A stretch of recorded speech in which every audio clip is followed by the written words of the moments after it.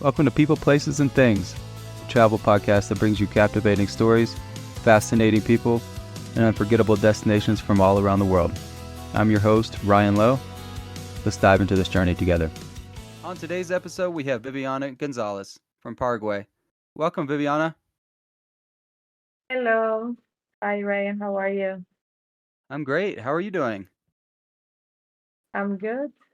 Just it's midnight here in Malta, so it's been a long day, but I'm ready to do this podcast. Thank you so much for having me. Awesome. Yeah, it's a pleasure to have you on. Um, First, I wanted to talk about growing up in Paraguay. How was your childhood and your upbringing there? Okay. So to give you a little perspective, Paraguay is a landlocked country, so we don't have like any beaches or mountains. And I grew up in the capital. Like my house was located in the one of the main streets in Paraguay. It's like a big avenue with a lot of traffic from very early in the morning until late at night. So growing up there, like I grew up with a lot of noise and not really going out a lot because it was kind of dangerous. And for I don't know, for a family in Asunción, I think that's the normal life, you know. When you're a child, you go to school, then you spend your free time at home, and then maybe on the weekends you spend time with the family, go if you have a house in the countryside or if somebody has a house in the countryside, you go there. But in my case, we didn't have that. So I spent just a lot of time at home, you know, watching movies, reading books, and I didn't get to experience like a lot of things as a child and as a teenager, like going out, going on trips, going on hikes, or things that I don't know, I think most children do. So yeah, it was just like a very quiet, normal childhood.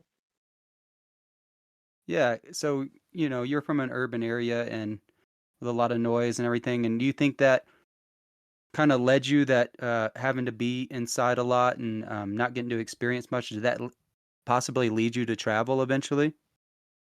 Definitely, I'm pretty sure that's why I decided to start traveling when I was 17. And I finished high school.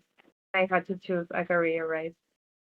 So I thought like I was really always interested in science or something related to geography or tourism because I was always interested in cultures and other countries. Yeah, I read about it a lot in books or watched it in movies, but it was something that I never saw in real life. So it was always like a dream to travel and see the world. And then I chose to study hospitality management because I thought that it was going to be a career that was going to open doors for me to have the opportunity to live abroad. And in the college that I studied, it wasn't really like that. You had to do everything for yourself. Like they didn't teach you languages. I had to learn English for myself. Like I did a 3-year English course, and then I had to study other languages like Portuguese, Italian. Because it was I was always interested in it, but it wasn't something that school was teaching me. And I thought that I was gonna get more opportunities, maybe like how do you say that, like an alliance with companies or something like I get hired in Paraguay and then I get to work in a different country. But my college wasn't like that at all. So when I finished after 4 years, I had to find agencies or look for other programs. Um, and then eventually I found the work and travel program. I think you're familiar with it, that you go and work for the season, for the winter season. Yep. Usually in small towns in the United States, like in Utah, Colorado, or New York, California. And for my first work and travel program, this was in 2016, I chose Montana, the most remote area. If so, I lived for 4 months in Big Sky in Montana. I traveled with one of my classmates, and it was just the most amazing experience for me because I saw mountains for the first time in my life. I saw the sea. I saw snow. I got the experience of living abroad, like having to speak in a second language all the time, living with friends, sharing an apartment with other people. It was a lot of new experiences at the same time, but it was amazing. Like I was having the time of my life. I wasn't thinking about it, like anything that was wrong. I wasn't thinking about it because I was so focused on all the amazing things that were happening. Um, but yeah, and then after that, after the 4th month, I traveled to Vegas first, then San Francisco, Los Angeles, then New York, and Orlando because I wanted to see the parks. So I traveled for a full month after the program ended, and then I went back to Paraguay. And after that, it's where my traveler life started because I went backpacking to Peru and Bolivia in July after that for a month. Um, and then after that, I was just always so curious about, you know, learning more and more and more. And it became like my focus in life. I was always Googling or researching about places or trying to find ways that I could live abroad. Um, yeah, That's incredible. That's a heck of a journey. So you started out with the work and travel program. You went to Big Sky, which is really remote. I used to live in Bozeman. So what were you doing in there? around the same time you were there. Amazing. So you learned to ski or snowboard on that No, in that time? no. I tried snowboarding once. I remember in Big Sky, but I was so bad at it, so I just gave up. And I didn't try for the whole season again. I was like, okay, this is not for me. I'm just not gonna do it because I felt really bad and I didn't get a serious injury or anything, but I just got really scared and I said, okay, maybe in another time I will learn. I in park sitting, Yeah, yes. I really enjoy. I get that though. You get traumatized by those Yeah, experiences if you fall really hard, right? exactly. Yeah. You have to be really motivated to learn to keep going after that. And for me, it was just a point where no, this is not for me. I'm not gonna try again. I totally understand, but I really like that area. Montana's beautiful, just remote, just very isolated. Oh, beautiful. Definitely. There is a trail that leads you to frozen waterfalls. I think everywhere, but for me, it was the first time that I saw one, and it was just, I don't know, everything was so magical. Like you're walking in the streets and you find a moose, maybe even a bear, or I don't know. It's just, even in Utah, it's like that. But I think in Montana, it's a lot more like you're more connected to nature, if that makes sense. Yeah, Big Sky's a small, really small town too. Yeah, It's like there's nothing there. exactly. Yeah, it was great. So you get back to Paraguay and from the work and travel program, going around the United States, you had a great time. Yeah. and you kind of caught the travel bug. And then you backpacked Bolivia and Peru for 1 month, you said? Yes. Um, So how was that experience? it was one of the most random things I ever did, but it was because during the work and travel program, because I traveled with a friend, we became friends with three Peruvian people, and we actually bought the ticket while in Montana. We were like, we have to visit Peru and we have to take advantage of the fact that you guys are there and you can be a guide. One of them lived in Lima and the other one in Tasca. Eh, In the end, we ended up going to Lima and Cusco and not Tasca, but okay. Oh, wow. Yeah, we bought the ticket, I think in February while we were still in Montana.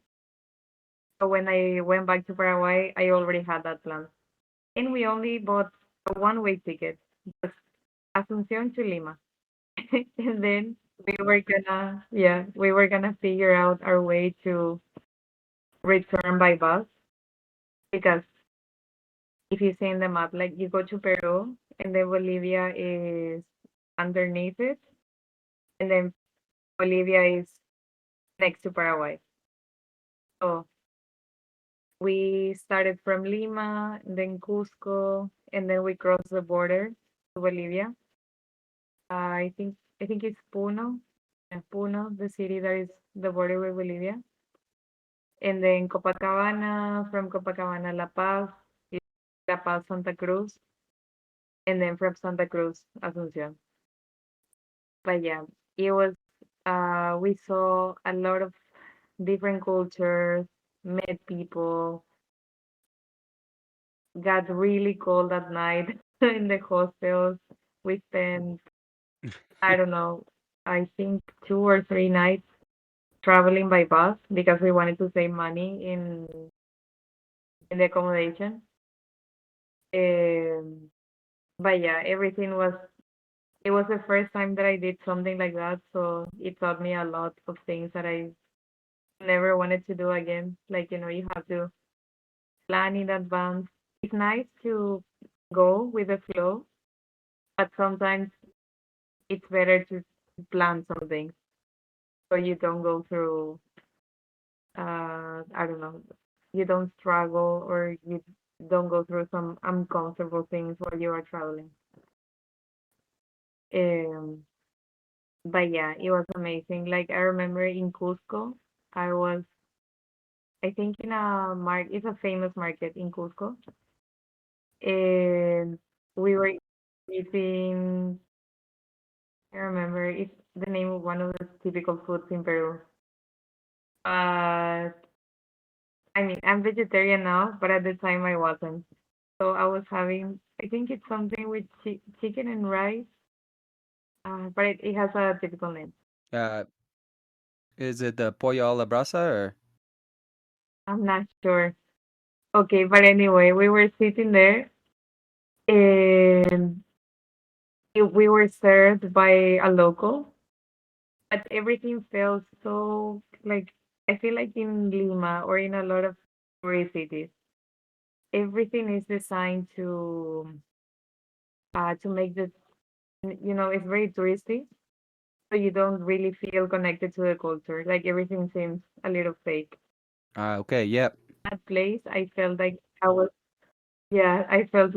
actually in Peru, just being, served by a family, by a normal girl, trying the food that they made every day. And I don't know what got into me, but I started crying. And my friend was like, "Yeah, just just let it go."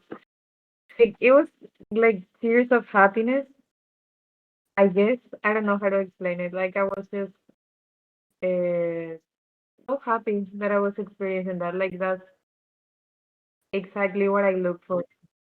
Yeah, Yeah, that's true freedom, like when you get the taste of that, it's hard to let that go and not be happy about it. And Cusco has done a really good job of keeping hold of that Quechuan culture, so it seems like it's you're stepping back into time. exactly. That's the great way to define it.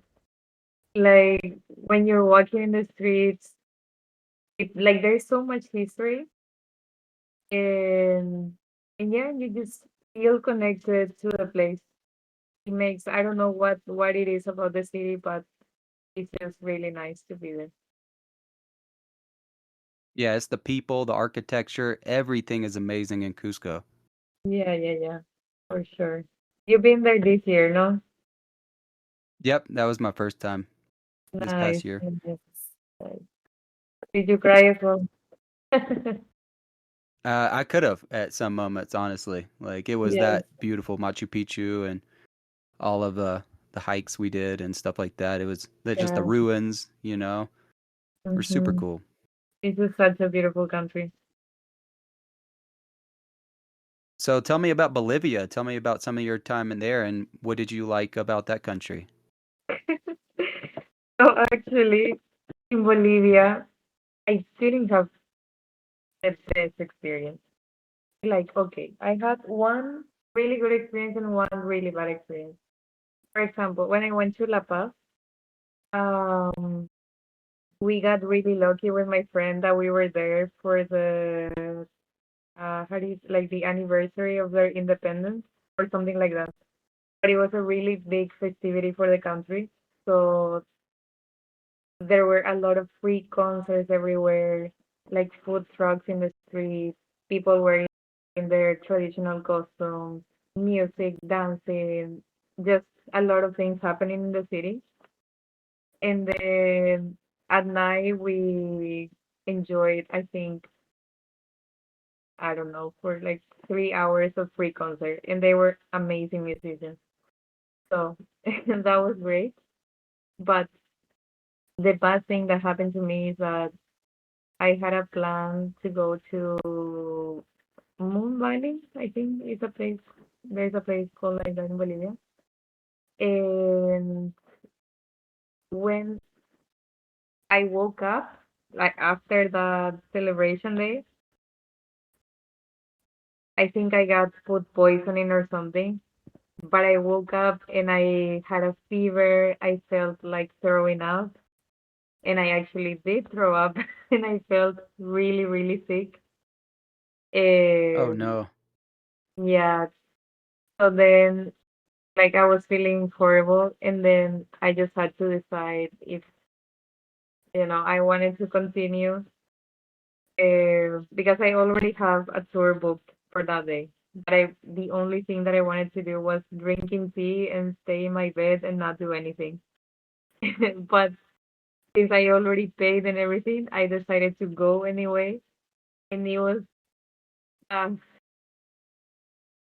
I'm- I would just not do it because I didn't have a good time, and it was just sometimes even when you see amazing places, if you're not feeling the best, if you're not in your 100%, um, you don't get to enjoy it. Like you don't appreciate. You're not interested about learning about the place or the nature.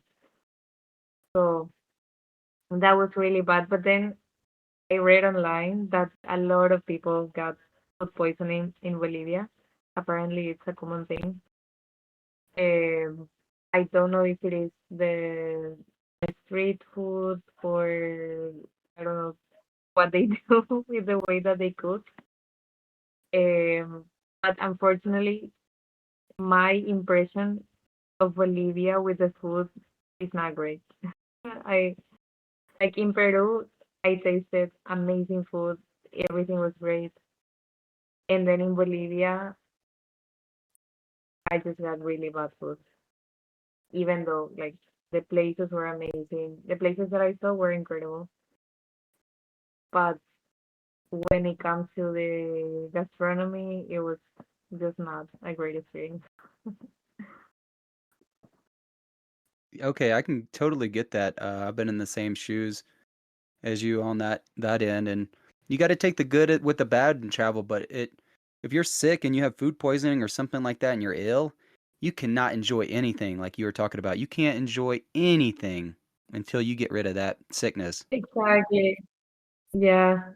It's just, but it was a good thing that I tried coca tea It's just in Peru and Bolivia is their solution for everything. Like, tea with coca leaves. Coca is how you say it? Yep, yep. Okay.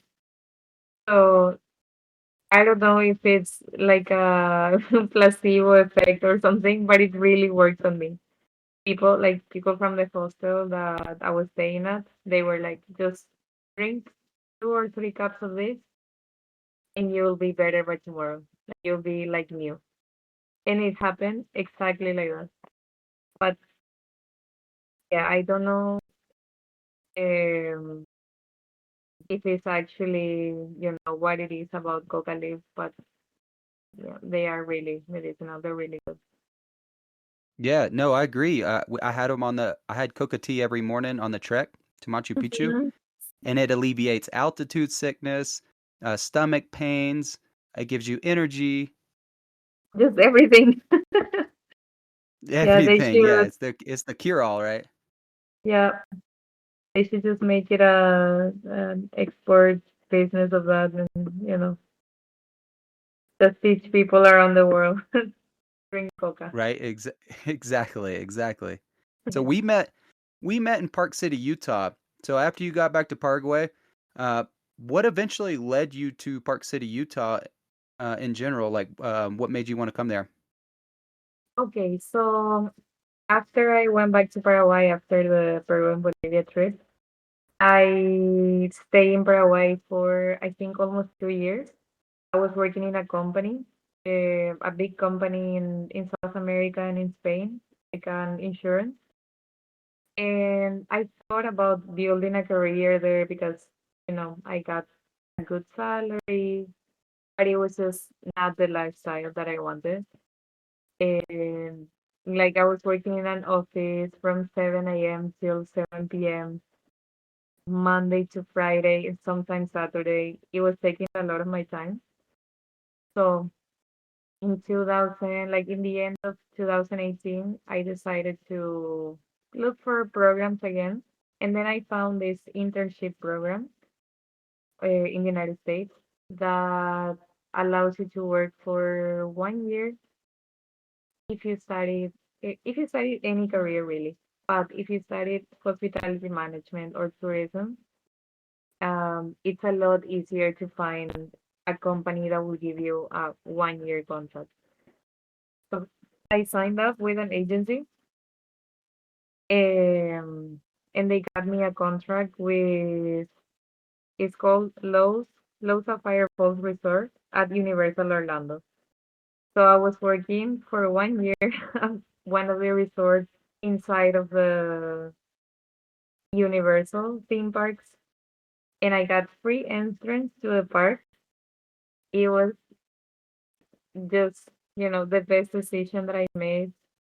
Uh, I tried to make the most of it, like going to the park every day before going to work or after work. I went to all the festivities, like in Halloween, they do Halloween Horror Nights. In February, they do the Mardi Gras. And, I met a lot of people. I live with, for the whole year, I live with 4 Filipinos. And at first, I was like, this is so different. Like a girl from Paraguay who speaks Spanish. And, because even when I'm speaking English, it's just much easier to connect with people that speak your same language. And from the experience that I had before with my work and travel program, like, yes, you have to speak in a second language while you are outside and at work. But in my house, I was always speaking with other Paraguayans or other people from South America. And this was the first time that I had to leave because they were all 4 of them from Philippines. And I had to speak English with them. So it was just English the whole day. Um, and that was very challenging. And at first, it was also like very interesting to learn about their cultures. Like I don't know, they woke up and they cooked a big pot of rice and they made me try a lot of new food. They taught me a lot of words in their language. So it was really interesting for the first, I don't know, 4 or 5 months. And then after that, we just became like you realize that even though they come from very different cultures, they speak another language, they look different to you, or I don't know, they just seem like they are from a different world. Then we just became like normal people, and we started having fights about, who didn't clean this, I don't know, we just started arguing about it like normal people. And I think that was one of my first time, like one of my life lessons, where I realized that even though, we come from different backgrounds, everybody is the same. And in the end, when you see somebody and they look so different to you, we are, just not that different. And but yeah, it was the end of the experience, like after 1 year, they were like family, there were just no more differences, no more cultures separating us. It was just roommates, you know. That's awesome. And then you connected with another culture too, you know? Yeah, yeah, yeah, yeah. It was great. Like I became until today I talk to some of them, to two of them. The girl that I was sharing the room with and another girl. Uh yeah, it's just one of those experiences that sometimes you meet people and then you never talk to them while you are traveling. And sometimes you create connections like for a lifetime. I think it's a good point you made about people being the same everywhere. Everyone just wants a normal life, a good life, and it's good to get out of your comfort zone. Even if you didn't even have like Spanish speaking roommates or anything like that, eventually, you tried their food and lived with them for a year, and eventually you got along and made some connections for life. Yeah, exactly. It's just, I think, the best part about traveling. It's great to see like beautiful landscapes, uh, architecture that you've never seen before, learning about the culture. But I think the best thing or the thing that stays with you is when you connect with the people that you meet. From all the years that I travel and live in different places, I think the places that I love the most is they are the places that I met the people that are still my friends or that I felt a really like a real connection with them. I agree with that. It's about the people you meet. Honestly, the sites are awesome, everything, but if you meet really good friends and connect, that's the best. Yeah, for sure. Exactly. And you get to have conversations like this and learn about cool people and their story, and it's all fun and inspires you. Exactly. Yeah. So after Orlando, where did you end up? So yeah, I got distracted from the fact that yeah, okay. So um after Orlando, because I had a visa for 1 year, I had to decide if I wanted to go back home to Paraguay or I had the option to extend my visa. Like a student visa is called a J1 visa, and I could change it to a V2 visa, like a tourist visa, and stay for 6 more months or 1 year. Um, it was up to, immigration to see if, they approved or not my application.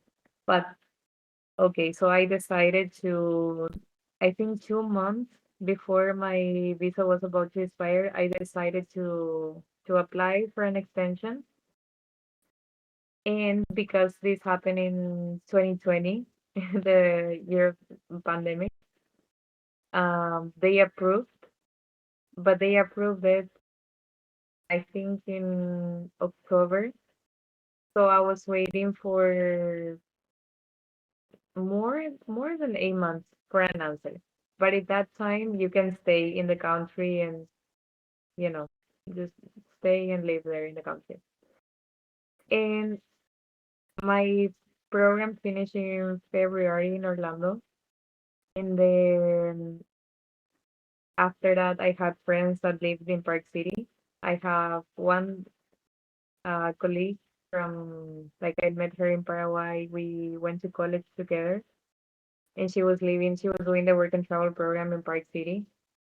And then I knew another girl that I met in Montana that was also living in Park City. And they both told me, just come here. Like, there is a lot of people from Paraguay, a lot of people from South America, and it's really easy to get a job. You have experience, you have English, and you already lived in Montana. Like, you know what it's like to live in a small town like this. And I think you're gonna enjoy. Like, if you decide to stay in the United States, just come here. You can feel at home here. And I decided to go for it.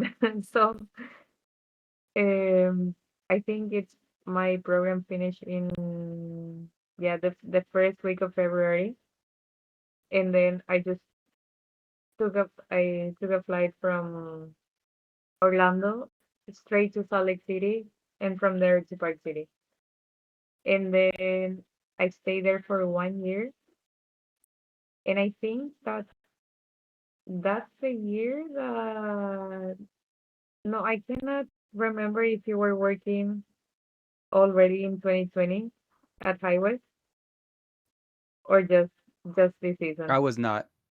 Okay. So yeah, 2022. 2022. Okay. So I worked at Highways the first time, the 2020 and 2021 season.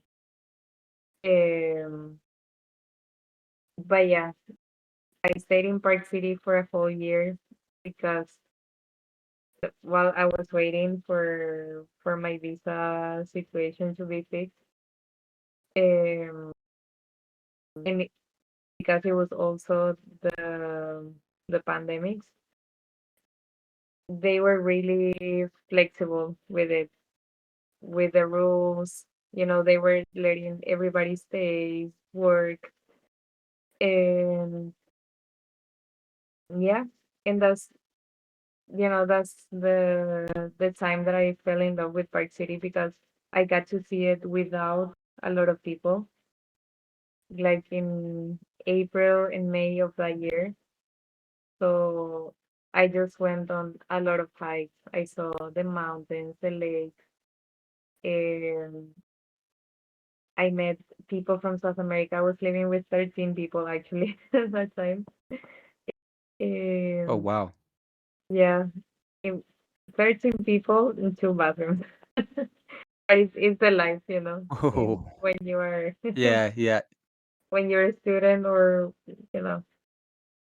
Um, but yeah, it was amazing. And then after that, I always had the plan to visit Europe. So during that year, I was really enjoying living in Park City and learning about everything. But I was planning at the same time a way to live in Europe. So I was doing a lot of research about the countries that I could go and stay for a season. And I found the work and study program in Ireland. And I decided to, while I was in Park City, just work, start saving money, and focus on the next destination. Even though I was already really attached to the place and to the people that I met there. And some of the people that I met in 2020 in Park City, they're still really close friends until now. But still, I always had in me, the desire to keep exploring, seeing other parts of the world. So I just, decided to, like I said, just enjoy as much as I could, but, save money, research, and just go to the next destination. And that's what I did. After that, I went back to Paraguay for 3 months, I think, in April 2021. And then I did a volunteering program in Brazil. I think I haven't told you about that because there is a website called World Packers where you can travel anywhere in the world and you work 20-25 hours in exchange of accommodation and food. Oh, awesome. Yeah. Yeah, it's just great. And I decided to do that in Brazil because after 2 years, I went back to Paraguay. So I wanted to spend some time with my family and friends there. Um, but then, like you said, I just got the travel bag and I just had to go somewhere because Brazil was really close and I wanted to try this experience with backpackers. Um, I decided to live in Rio de Janeiro for I think 2 months, and I was working there at one hostel as a waitress for yeah for 2 months, and you work, so you don't pay for accommodation, you get free breakfast and every day of your stay, and while you are on your shift, you get lunch or dinner, something like that. So it's really good. Like you have to have some savings, but it allows you like instead of I think a lot of people go on holidays for, let's say, 1 week, and you spend a lot of money on a hotel, food in restaurants, and everything. So the way that I saw it, it was okay. All this money that I can spend in 1 week, with this, I can live for 2 months, 2, 3 months.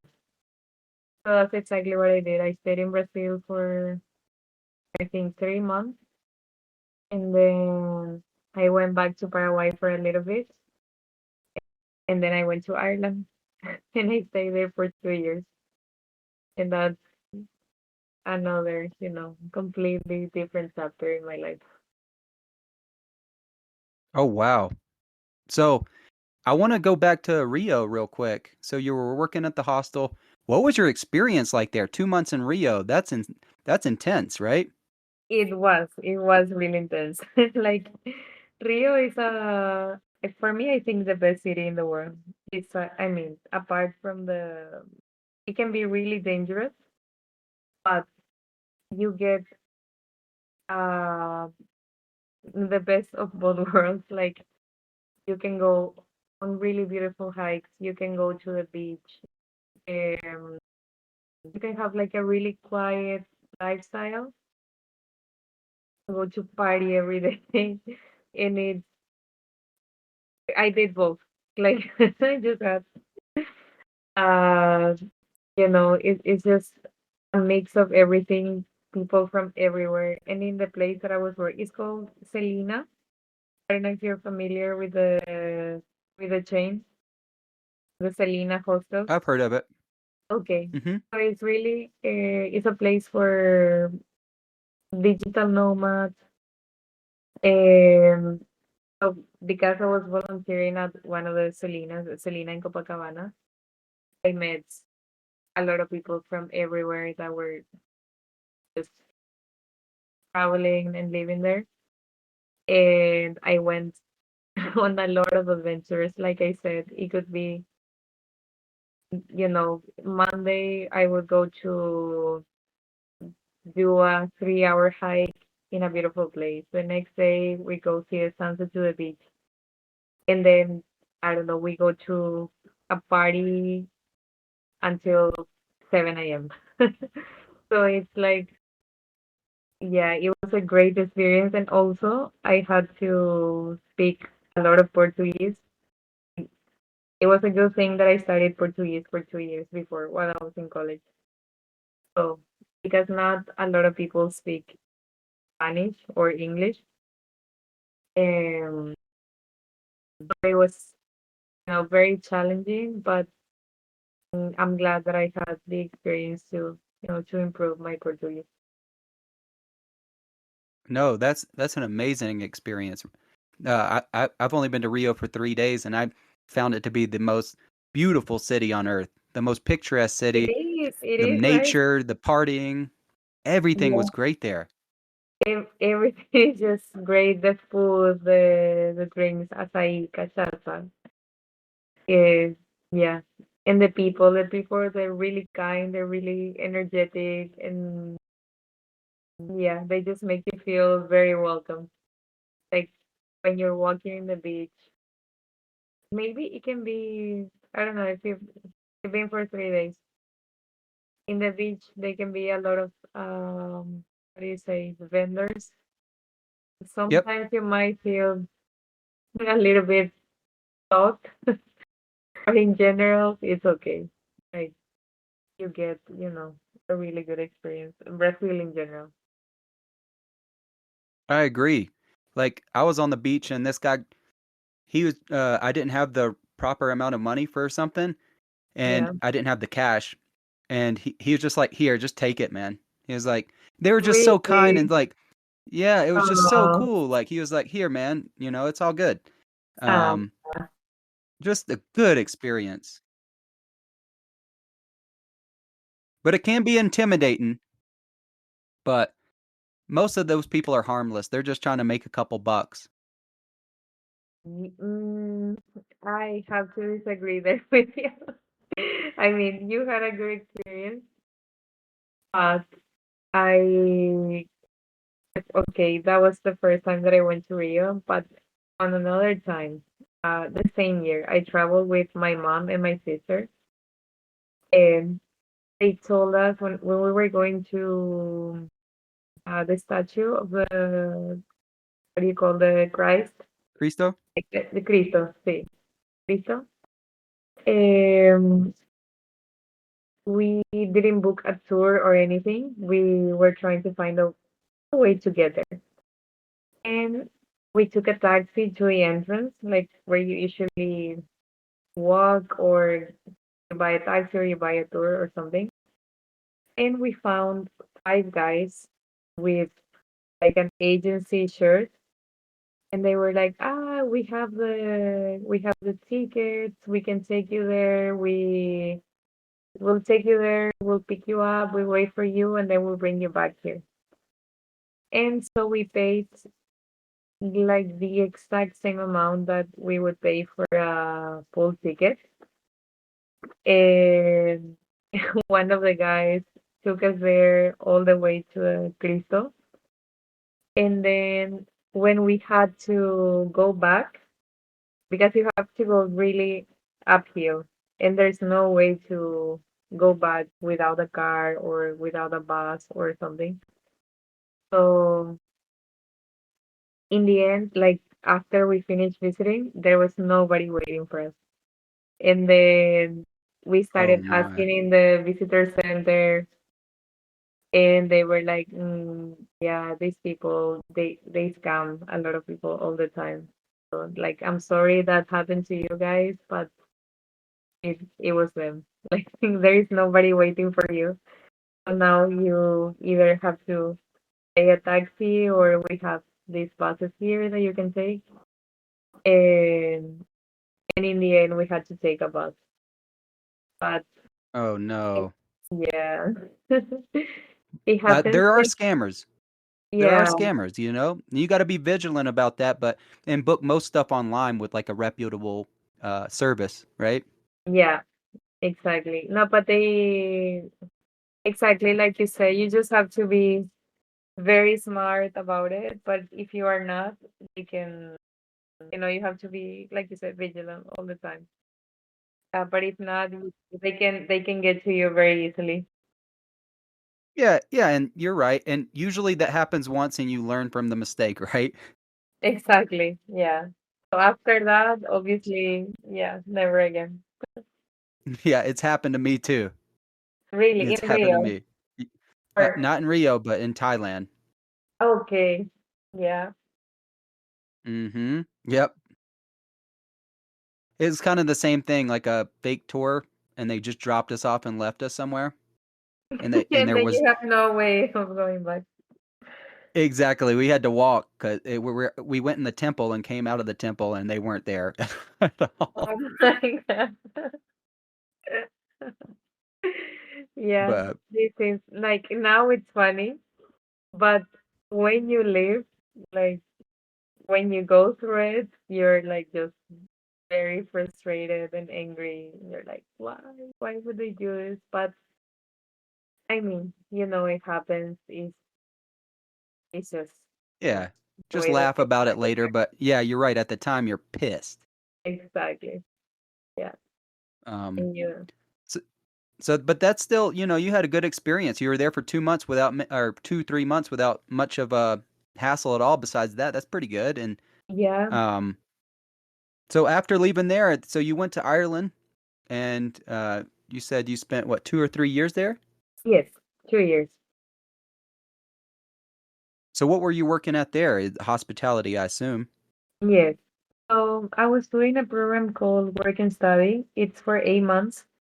Um, you have to take a 6 month English course, and then you have 2 months off.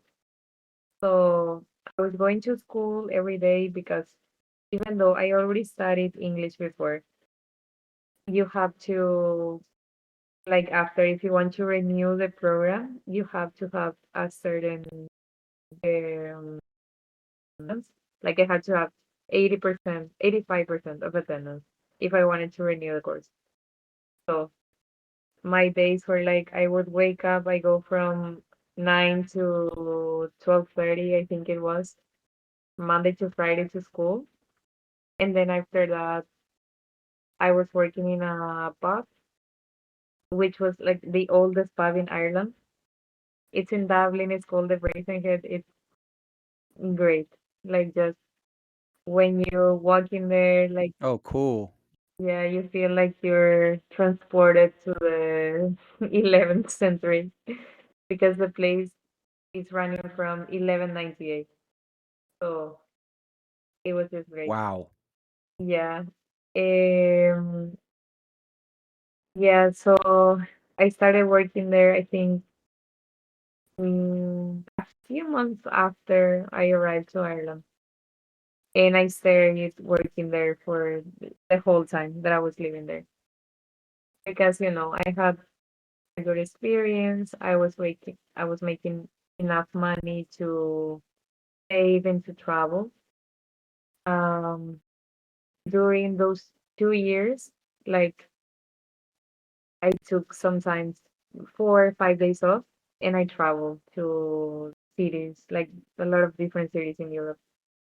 Like I've been to Italy, Spain, France, Netherlands, Germany, Czech Republic, uh, where else? Norway.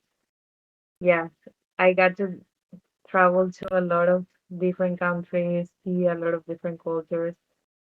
So yeah, it was just a great experience. Also, at the same time, I was learning more about hospitality. And as for the English, it was not easy at all. Like everything I learned until that day when I got to Ireland, I felt like I didn't know anything because their accent is just so different. And they also speak Gaelic. So Yep. in they put a lot of words in Gaelic in their daily life, like in their daily phrases. So like they say, "What's the story?" or "What's the crack?" Or just to give an example, you're like, A lot "What?" of slang. Yeah, lot of slang. So and also just the pronunciation and the accent and everything. And yeah. It was really hard, but I loved it. Like traveling, What was especially. your Mhm. oh, I wanted to ask what was your favorite moment in Ireland? What was your favorite thing about the country? So I would say like live music every day. That's definitely my favorite thing. Just I think in Dublin there are 1,000 pubs, literally, and you can go there from 5 p.m. to I don't know 1 a.m. and there will be amazing singers every single night, like Monday to Monday. There is just a lot of music everywhere, a lot of buskers in the streets. There is some famous streets in Dublin where people or artists in general they stay there. So yeah, it, it's just a lot of art everywhere, and also the incredibly beautiful landscape, like the cliffs, the sea. I got to see a lot of the countryside in Ireland because I was based in Dublin, but whenever I had the chance, I went on a day trip or on a weekend trip to see, the hills, the green, the forest, and everything like I think you imagine Ireland to be. And it's just like that. It's very magical. But yeah, I would say my favorite thing, hmm, yeah, if I have to sum up, is nature, the live music everywhere, and the people. Like the Irish people are super, they're very welcoming, very friendly, and completely opposite because in my mind, I feel like in South America, we have an image of that part of the world, like everybody being the same. I'm saying UK, Scotland, and Ireland. But people from the UK and people from Ireland are completely different. Um, I That's totally true. yeah, the UK they can be a lot more. Mm, I don't know. I would say old, more distant, more formal, and Irish people are just very friendly. And yeah, I totally agree with that. When I went to Ireland, it was the same way. I thought I didn't know they would be so polite and friendly like they yeah, are. yeah. I had no idea either. It was yeah. I worked with a lot of older Irish people, and they were just even though some people didn't even have a passport, they never travel anywhere, and they were still very welcoming of people coming from completely different countries. They know that you don't speak the language very well, or but they still, they make you feel very welcome. So it was just, um, I'm really glad that I chose Ireland and that that they give you the opportunity to live there. It was just amazing. I love that. So you traveled all around Europe. Um, you went to Czech Republic, Italy, Spain. What Yeah. were some experiences there you had that made you fall in love with Europe? Oh, I don't know if I can say this, but for example, when I went to the Netherlands, like I went to Amsterdam, it was just very shocking to me. There is a lot of freedom there, like weed and mushrooms are legal. You can, you're walking in the streets and you can go to a store and you buy a mushroom and you go to the park and you stay there and nobody says anything. That was very cool and something completely different from what I experienced before, and especially coming from Paraguay. I've never seen and I never imagined a place like that growing up, and until I went to the United States, and of course I saw a lot more freedom, a lot of things like that, but never a place like Amsterdam. Um, so yeah, that was a really cool experience. But then I think my favorite countries in Europe are Italy and Spain, just because maybe feels more similar to South America, but they have a more chill lifestyle, with the aperitivo culture. Like after work, they sit and drink a beer, an Aperol Spritz, have a few bites. Um, it's just very easy to walk around the streets, even late at night. It Okay, the thing that I want to say is that they have a lot of walkable cities. And yeah, and they just offer like a lot of different gastronomy and drinks. And the people are very welcoming. Also because maybe because it's easier for me with the language. But yeah, I would say Italy and Spain for sure. I had the best experiences in there, even though, the Netherlands are great with their lifestyle. Norway as well, all the Nordic countries are great, but I feel like these countries like Italy and Spain or Malta, where I'm living now, they just feel more familiar. Like they make you feel more at home, if that makes sense. Yeah, that makes sense. And yeah, like it's closer to your language even in Italy, and then Spain, you Yeah. can speak Spanish everywhere you go. So it's a lot easier. And being vegetarian, it's a lot easier in those countries too, because they have a lot better cuisine Yes. that you can Yes. eat. For sure. Not really in Italy or Spain. Like, okay, when I started traveling, um, I was vegan for 2 years, I think, in the United States, because I think in the US it's just really easy to be vegan.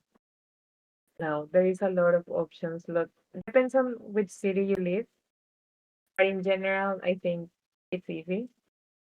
But in Europe, it's not that easy when like if you wanna experience the culture and you wanna try some local foods and you are with friends, maybe some local friends, and I don't know when I started traveling here, I had to like I was not eating any dairy or eggs, but when I went to Italy or Spain, I had to have, a mozzarella pizza, bufala, whatever, like because I wanted to experience, even though it goes against what I know and what I believe already.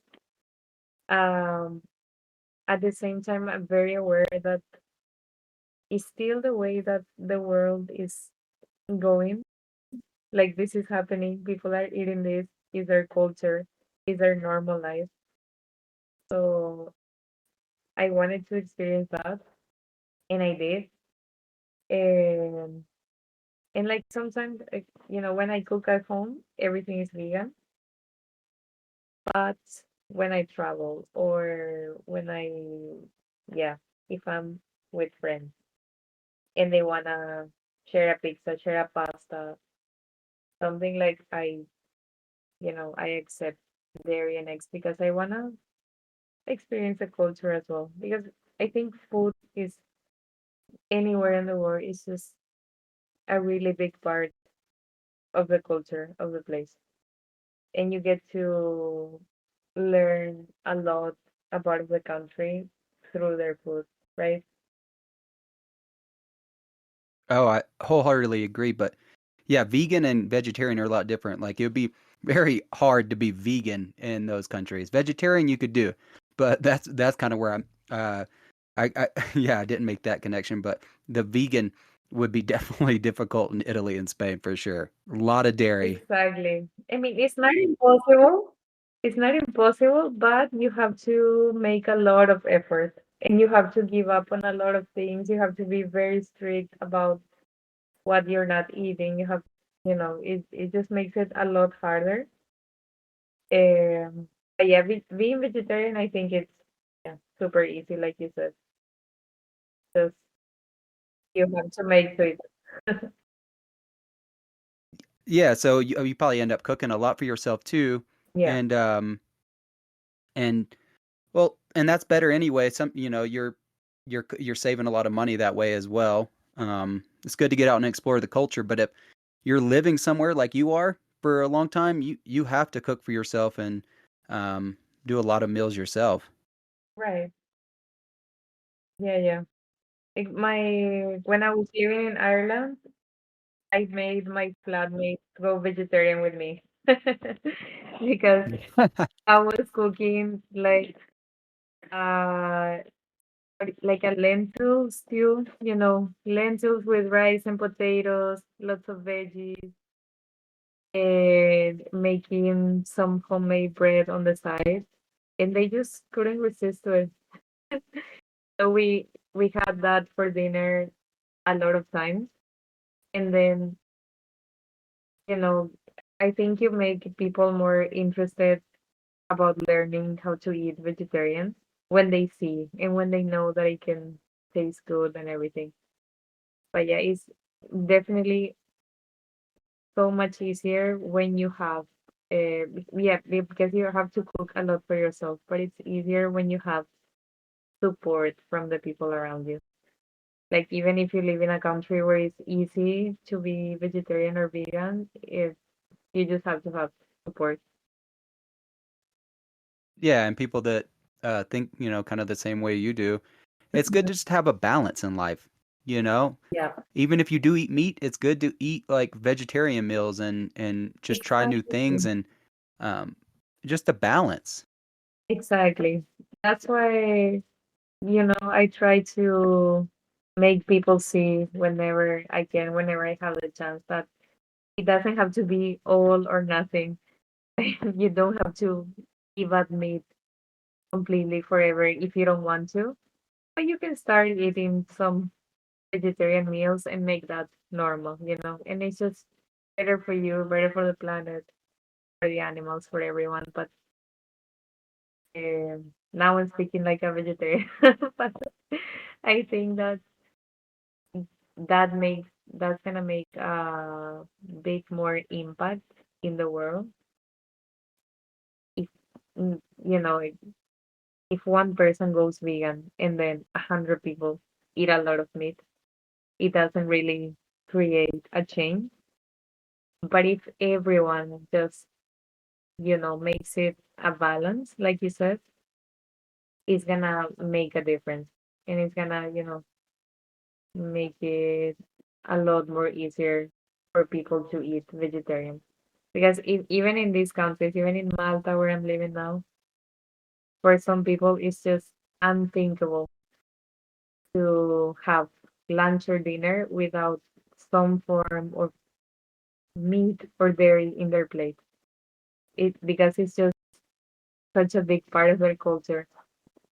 But yeah, no, I don't know. I That's really like 90% of the world too. Like, you yeah, know. it's true, it's true. Yeah, anywhere in the world. But I think it's changing with with our generation, it's changing. Like it's a lot more information. We know that um it's not sustainable for the planet to produce meat for everyone. We have a lot of meat. So mm, yeah, and one person cannot make the change for the whole world. But I don't know if there's 10 people in one part of the world and 10 people in another, and together we create change. That's what keeps me motivated to stay in this lifestyle, because I do believe that there is a phrase by Eduardo Galeano. He's an Uruguayan writer, and he has a phrase that says like small people in small places of the world can change the world. Like it's just like small groups of people can make a difference. It's very true. A small group of people can make a big difference, and it's good to keep your belief system, you know. What you feel is Exactly. right, you should do and spread the word for you, you know, and I do think it's a good thing to keep a balance in life. And that's everything. Everything in moderation. Right. Yeah, yeah. So so you were just traveling with your mom, right, in Europe? Right Yes, before Malta? yes. So actually, okay, so after Ireland, I went back to Paraguay, and then I decided that I would go back to Park City because I wanted to work the season there, save some money. Also, I wanted to see my friends that I haven't seen for 2 years, and also just wanted to go back to the US and spend some time there. So yeah, I went back to Park City for 6 months. I traveled there, saved some money, learned how to ski this time. And then I went back to Paraguay. And while I was in Park City, I decided that I wanted to give this gift to her because I think it happens to a lot of people traveling, like young people traveling, like me and you, that if you have parents that never traveled or never seen some things in the world, you have, I don't know, this deep desire of everything new that you see or everything new that you learn, you want them to learn. You think like, oh my God, if she sees this, it is gonna be amazing. And when I was traveling around Europe, that happened to me a lot of times. Like when I was in Rome, seeing the beautiful big cathedrals, and my mom is very Catholic. I went, like for example, to the Vatican, and also just I don't know a lot of different places from that are completely different from Paraguay. And for those 2 years, I always had the desire to travel with my mom. So I decided to go to Park City, save some money, and I just did it. Like I started booking the flight from I don't know 6 months before we did the trip, and when the moment came, it was very challenging for me because I knew that I was gonna have to deal. You know, older people have their ways, and even though wanted she wanted to travel, she wanted to see the cities and everything. She's not used to walking a lot, for example. Um, and for European cities, you have to walk, like, because you have one, I don't know, one big monument, and then you're walking 10 minutes, and you have the next big thing. So it's a lot of walking. Like, it doesn't make sense to take a taxi or take a bus or for something that is not a long distance for me or for young people. But yeah, it was very challenging in that sense, but it was also amazing. Like it was just great to watch her seeing a lot of things for the first time. She cried a lot of times, like me, when especially in Rome, because it's just like Paraguay is such a Catholic country, so we for her seeing like these beautiful big churches, staying there talking to what she believes in for an hour, it was the best thing for her. And even though I don't completely agree or I don't understand where she comes from, it was just really nice to see her enjoying and living things that maybe she thought she would have never lived. So yeah, we had a lot of fun. That's amazing. Yeah, You got to share that experience with your mom. yes, yes. She's not, I mean, it was also a big life lesson that sometimes even when you want to share something with someone so much, they're just not they don't understand it from your point of view. So like they enjoy it in their own way, but not from your own experience. So yeah, we had a lot of great times. We reconnected with people, like for example, in Spain, we visited one of my neighbors. I mean, this girl was my neighbor growing up for, I don't know, 15 years. And then she got married to a Spanish guy and she moved to Spain and she's been living there, I don't know, for 20 years. And we haven't seen her since then. Um, and yeah, and we got to see her again. Like I remember her when, I don't know, when I was a child. And then I got to see her again. She was very welcoming. Like, yeah. And she met people online too. She has a fan base for a Latin singer. It's called Cheyenne. So she has friends from around the world, and we got to meet one of her online friends. Like we had a lot of very random experiences during that trip. Besides seeing all the sides, trying the new food, drinking spirits and everything, we got to connect with people a lot. In Italy, we stayed with one of my friends and her mom. We got to see a lot of the countryside. So yeah, it was just an amazing experience. It's like, Wow. You got to connect with a childhood friend that you haven't seen in years yes, with your mom as well. yeah, it was, Wow. yeah, it's something that I would definitely recommend doing it.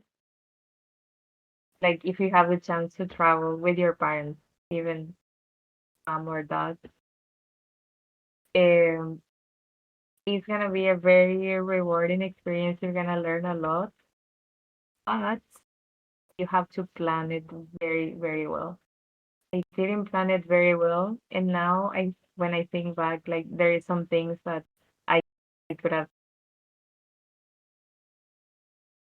it's just a lesson for for the next time or for somebody else, Yeah, right? but you got to share that experience and plan out something and you made it happen. That's the bottom line there, you know? Exactly.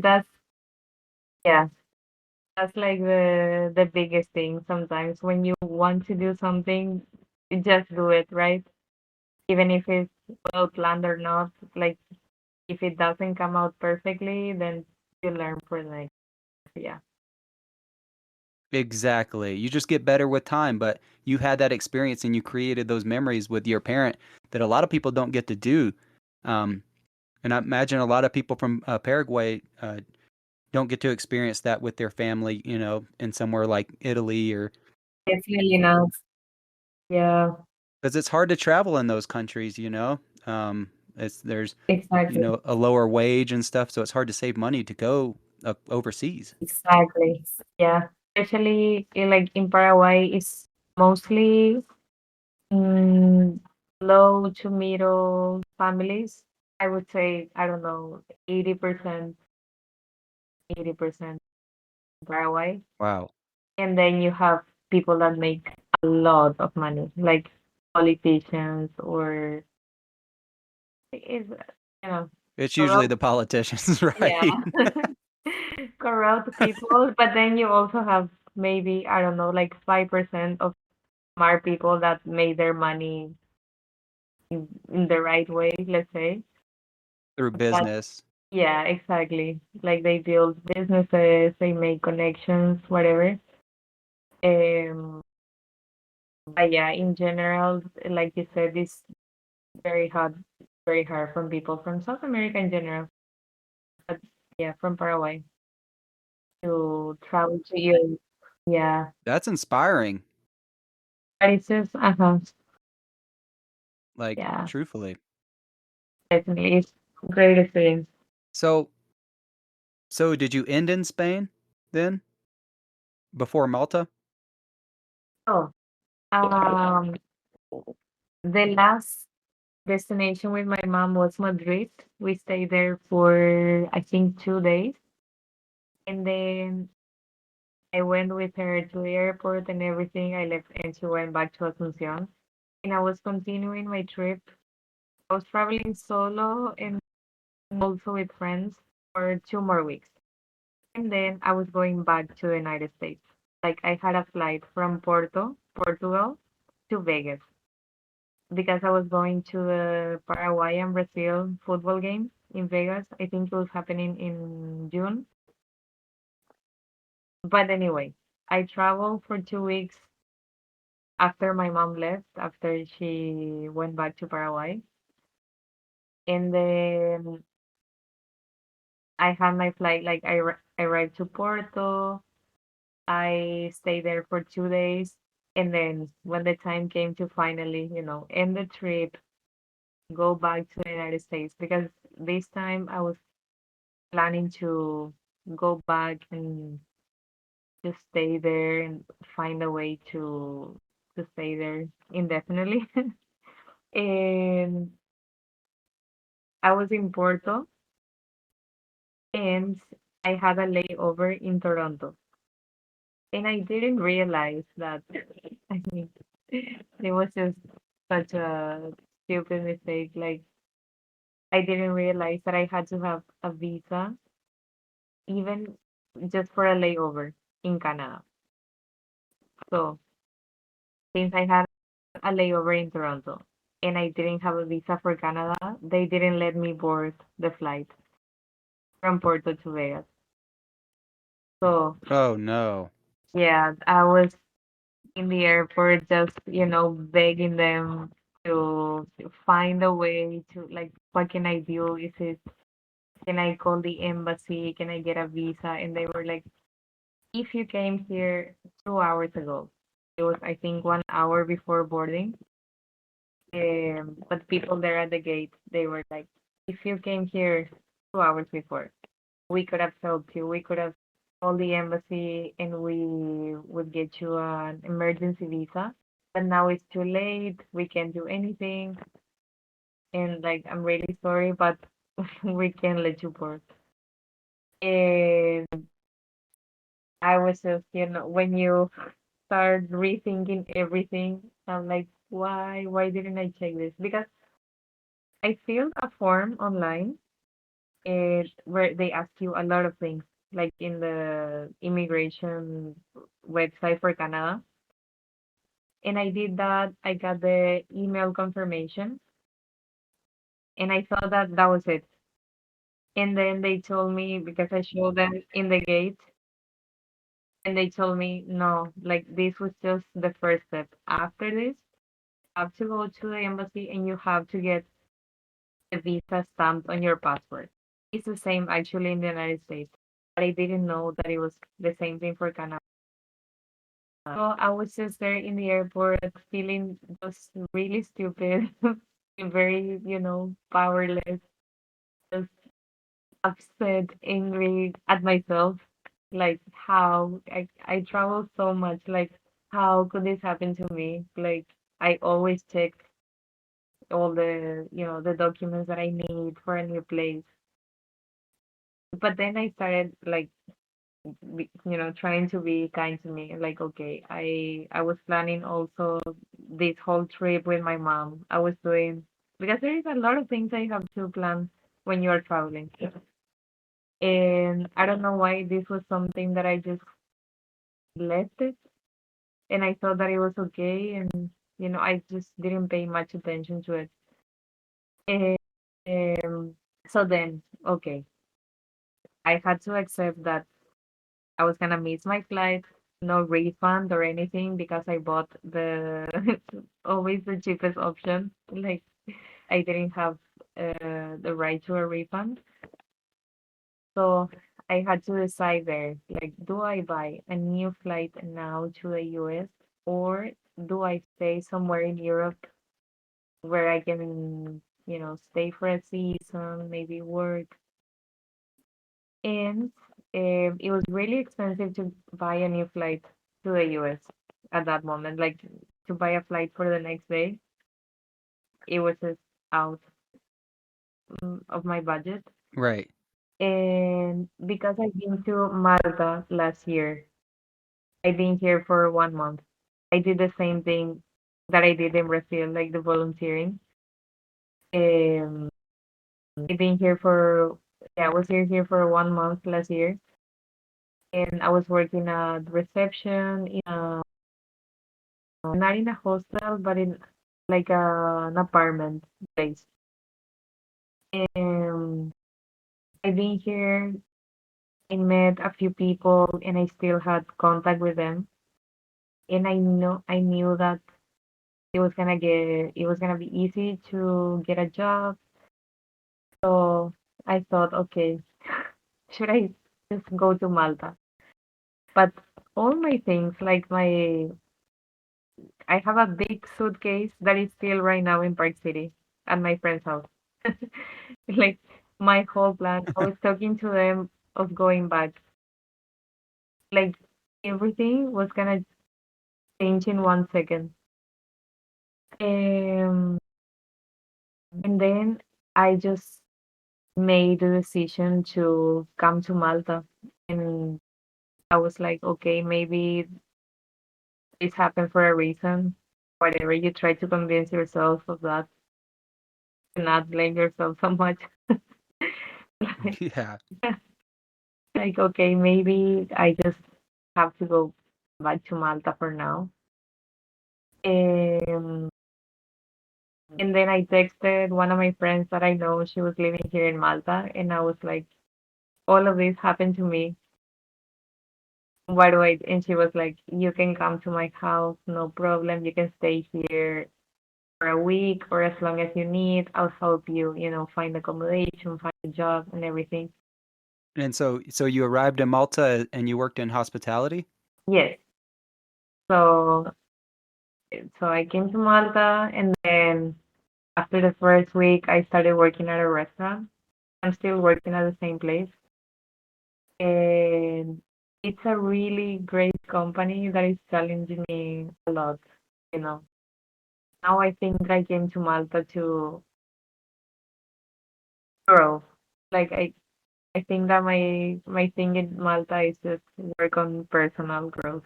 Like um it's challenging me in the ways that I'm working with people from very different countries, people that I never met before, like from Serbia, Croatia, Macedonia, Georgia. Like they're how do you say, like Eastern Europeans, and they just have Yeah. a way of being that is completely different. Even Maltese people. Um, so yeah, it was something that I didn't plan at all, but it was really, the beginning when I arrived to Malta, it was very, uh, I had to adapt really quickly. And it just, like, it affected my mental health a lot because it was like I wasn't accepting that all of that happened. So it was really hard to adapt to live here. Because in my previous experiences, everything was planned, right? Like I wanted to spend a season in Montana. I wanted to spend a season in Park City. I wanted to live in Ireland, travel around Europe. And this thing was something kind of forced. But now when I look back, I don't know. I think it's just part of my story now. And I'm very grateful for it. And yeah, in these 4 months, I don't know, I met a lot of new people, got in touch with different cultures again. It was just, yeah, like I said, something that I didn't plan, but I'm still very just grateful for it all. That's that speaks on your resilience and being able to adapt to whatever your situation, and you have a good perspective and you have a good mindset that this is for personal growth and I'm going to learn something and get something out of it because it wasn't planned. You ended up back in Exactly. Malta, um, you know, Yeah. abruptly. Yeah. So what do you like about the island? What have you got from it, and what are some cool experiences you had there? So I think now, I feel like my 10-year-old child in Paraguay, just because it's a very small island and you can go, I don't know, I'm walking 15 minutes and I can see the sea. I can sit in a rock, read a book or whatever, but I'm just very close to the sea all the time. And growing up in a landlocked country, and now I'm living in a place where I can do this, it's just mind blowing to me. And even though it wasn't something planned, I found a way to, to just be very grateful for that and thinking that maybe because it's always just about perspective, right? Like a lot of people in Paraguay would see me, especially with social media now, like you think when you see a picture of someone, you think they are having a great time or whatever. And I was thinking, okay, people from Paraguay seeing me post a picture of me chilling by the sea every day, it's just something that they think, wow, that's amazing. Like, what an amazing life. How did she do that? So I'm just trying to put into perspective, right? And think about living in Malta. I'm sure that a lot of people have different experiences with it, and different people choose to live in Malta for different reasons. But for me, that's honestly the main thing, just being able to, I can go for a walk and I can hear the waves. I see the ocean. It's just amazing. And then also, I think anywhere in the world now, you find people from South America living abroad. Like I actually never met. I've been here for 4 months, and I never met one person from Paraguay. I'm still the only Paraguayan that I know in the island, but I met a lot of people from Argentina, Uruguay, Brazil, Chile, Colombia. And even though we are in a completely different country where, they speak English and Maltese has a lot of Arabic, it's just a completely different language. Um, it's just nice to find a community of people, that speak your same language and they can understand where you're coming from. I think from all the experiences that I had in here, um, even though when you're traveling, the thing is to experience a new culture, it's just always nice to have somebody that can understand you and, make a community when you're living abroad. That's a big deal, like having that sense of community. I think that's almost everything, Yeah, you know. And social media, like you were saying, social media paints a very narrow picture and it doesn't show you the whole life. You have to go to work just like everyone else, just like me, just like everyone. And exactly. it does look fun and it does look glamorous, but at the same time, it's hard work. It's hard work traveling. I mean, there's a lot of uncomfortable situations. Yeah, definitely. And you're still dealing with, um, you're having a lot of fun, but you're still dealing with a lot of personal things, like in your relationships. If, for example, for me, that I'm vegetarian, or I don't know, everything that you are goes with you whenever you are, I mean, wherever you are in the world. So that's, I think. the main thing that I've learned through all of these years traveling. Just like stay true to yourself, and then you'll be fine, anywhere in the world. And like you said, having the resilience, and just, yeah, just being open-minded, being respectful of the place that you are staying in, of the culture, and but also at the same time, being you. Um, but if you have those qualities, like, you can just adapt to anywhere, and you always learn something. Like, mm, that's another thing that I learned. Like, every single person can teach you something. So yeah. That's great advice, Vivi. Like honestly, like you could tell that you're just a good person and that you enjoy the world genuinely. Yeah. Thank you. I got that from you when we worked together. You're just a happy person and you're just a Mhm. pleasure to be around. Thank you so much. Same to you. So I think we'll wrap this up here soon, but it was honestly a true pleasure talking to you. Same. Thank you so much, Ryan. This was very therapeutic for me. Like, talking a little bit about my history and about my travels and everything. It was just very nice. So thank you so much for doing this. Of course. Um, and you're always welcome to come back on if you have any new adventures and want to speak on it. You're more than happy to do another episode anytime. Okay, thank you so much. Of course. Thank you, Vivi. Appreciate you coming on and in your time. Thank you, Ryan. With that, folks, always remember the world is your oyster. That's a wrap on this episode of People, Places, and Things. Thanks for joining us on this journey. Whether you're dreaming of your next adventure or just love hearing stories from across the globe, we hope we inspired a bit of wanderlust in you today. If you enjoyed this episode, don't forget to subscribe, leave us a review, and share it with fellow travelers. Until next time, keep exploring, keep dreaming, keep discovering new people, places, and things.